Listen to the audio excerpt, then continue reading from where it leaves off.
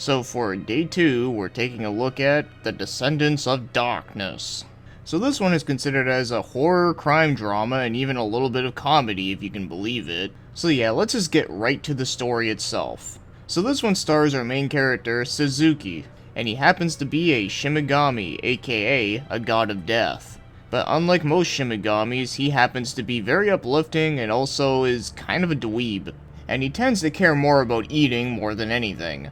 So he works as a detective, and he's always doing a pretty bad job where no one wants to work with him. But eventually they do find someone who is willing to put up with his shit, and that happens to be Hisoka. So Hisoka happens to be a god of death as well, who is 16 years old. And the first case that they're working on has to do with a vampire, hence the horror theme. But of course, there is other cases in here that have to do with stuff like demons and monsters and all this other crazy stuff. But yeah, you can imagine that the two main characters do butt heads pretty often at the beginning and end up like goofing around with each other. For an example, they have a very intense fight at a restaurant where trying to eat the last piece of food. But moving along, they also do have other characters that do help out every now and again. For such examples like Watari, who happens to be very good at using computers. And then there is his partner, Tatsumi. And finally I'll mention is that there's two bird-like creatures called Gushoshins. So there is an older one and a younger one, and they both help out with the investigations whenever they can. So that sums up the basics of what you need to know about this one. It's about two characters that are shinigamis, and one of them acts more serious, while the other one is just like I said, he's kind of a dweeb. But he can act serious sometimes though. But as soon as you throw a piece of cake in front of him, then he loses his composure. So now, let's get moving on and start talking about the show's animation. And I think the show's animation is alright, it's decent. For early 2000s, I don't think it's like the best I've ever seen, but it also isn't bad. It does have some nice little parts into it. In fact, I do like the character designs. In fact, I do find that some of the way how the characters look kind of remind me of something out of Orphan, which ironically is actually done by the same animation studio, and that being JC Staff. But yeah, the character designs are not bad, and some of the settings are pretty cool, but other than that though, there's nothing too much that really stands out for me with this one in terms of looks, but overall, it's decently well animated, nothing much I can complain about. And now, as for the show's music, I think the music in this one is actually really good. I was kind of surprised how good it actually was. So first of all, it has quite a bit of variety here, so not only do you get some dark and more creepy stuff, but then you also do get some really nice piano and violin pieces, and also some hard rock guitar stuff, which I do really like. And I found it all fit well with the scenes. But when it comes to the opening and ending themes, they were okay. Nothing too crazy, but you know, I thought they were alright. But the music within the show, however, though, I actually did really like it a lot. Now as for the voice acting, if you're gonna watch this one in English, now before I talk about the quality of it, let's go over the cast real quick, because I actually remember looking up the cast before I watched it, and I was pretty interested to see how it worked. So the main character, Suzuki, was being played by Dan Green. Yeah, that's right, he was voiced by fucking Yugi. Now one thing about this I did found to be really amusing was that there's actually parts within the show where Suzuki would be holding up a talisman, and he holds it the exact same way how Yugi holds a Yu-Gi-Oh card. And then you got others like Eric Stewart, Lisa Ortiz, Debbie Rabbi, David Brimmer, and even Sam Riegel. And there's quite a lot of roles in here that are uncredited, but I could have sworn I heard Wayne Grayson's Joey voice. But the one role in here that really took me by surprise was that Hisoka was being played by Liam O'Brien. Yeah, one of my favorite voice actors. So pretty much, this voice cast is pretty much like the 4Kids cast, you know, the ones that did like Yu-Gi-Oh, Pokemon, Kirby, and F-Zero, but with Liam O'Brien thrown in there. And how is it? Well, it's a mess, and it's very inconsistent as fuck.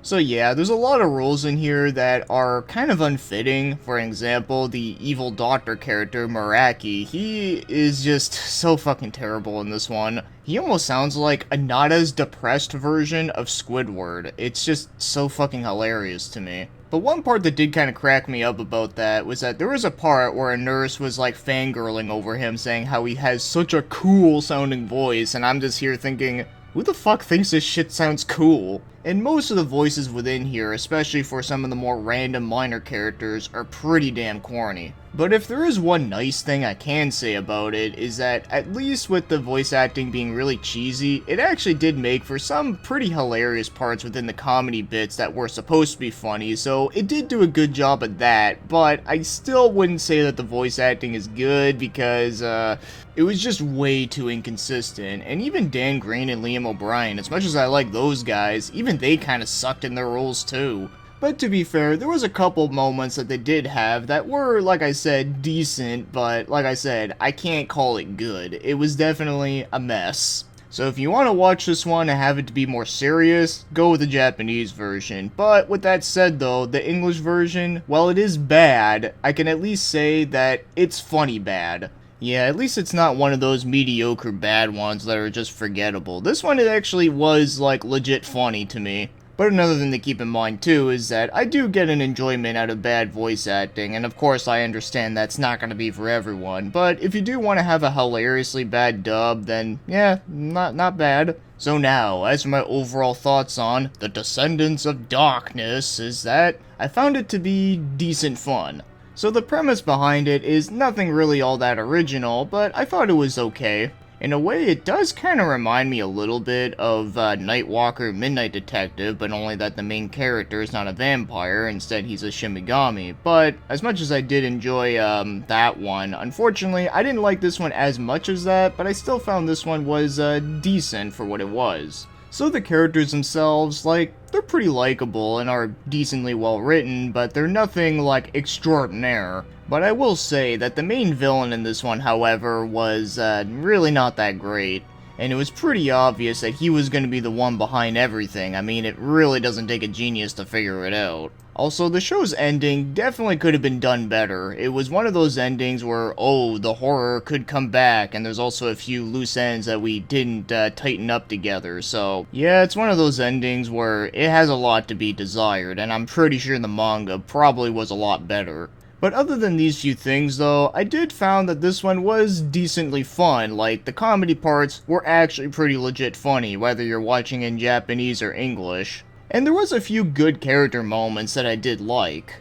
But overall, I would say that it was decently fun, nothing great or amazing, but it was at least fun enough for what it was. And as for recommendations, well, this is kind of a tough one for me to recommend to most people because this one, like I said, like, it does have some issues that I can see bothering certain others. For like I said, the ending was really not the greatest. In fact, I forgot to mention that there's actually a couple parts near the ending that are actually kind of rushed out a little bit. Just as an example, there's actually a scene near the end where they have to get a key card from this samurai dude, but the only person that can get it is Hisoka because he's the only one that knows how to use a sword.